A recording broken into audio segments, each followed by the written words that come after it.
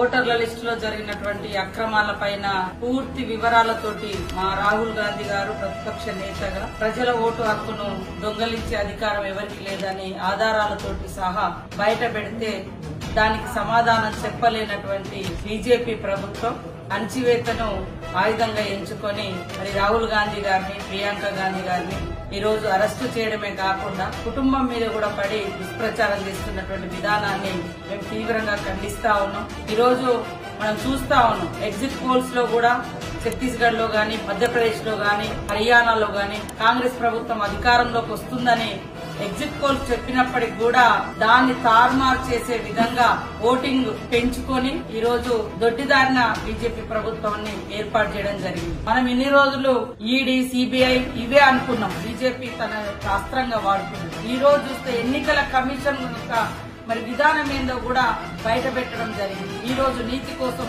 దేశం కోసం, దేశ ఐక్యత కోసం జరుగుతున్న పోరాటంలో పాల్గొంటున్నటువంటి కుటుంబము ఇవాళ వాళ్ళను అనేక రకాలుగా ఇబ్బందులు పెట్టడం కాకుండా, అబాస్పాలు చేయడమే కాకుండా అధికారానికి రావద్దని ఎన్నో కుట్రలు చేసి దొడ్డిదారిన దొంగ ఓట్లతోటి ఇవాళ బీజేపీ దేశంలో 3 సార్లు అధికారానికి వచ్చిందనేది స్పష్టమైంది.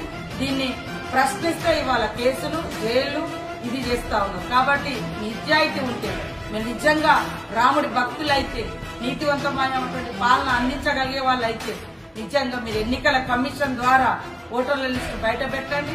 అలా దొంగ ఓట్లైనా ఏ ఓట్లైనా బయటకు వస్తాయి.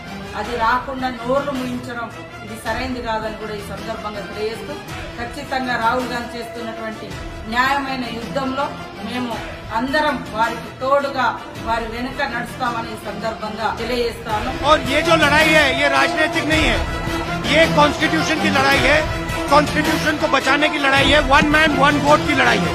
इसीलिए हमें साफ प्योर वोटर लिस्ट चाहिए.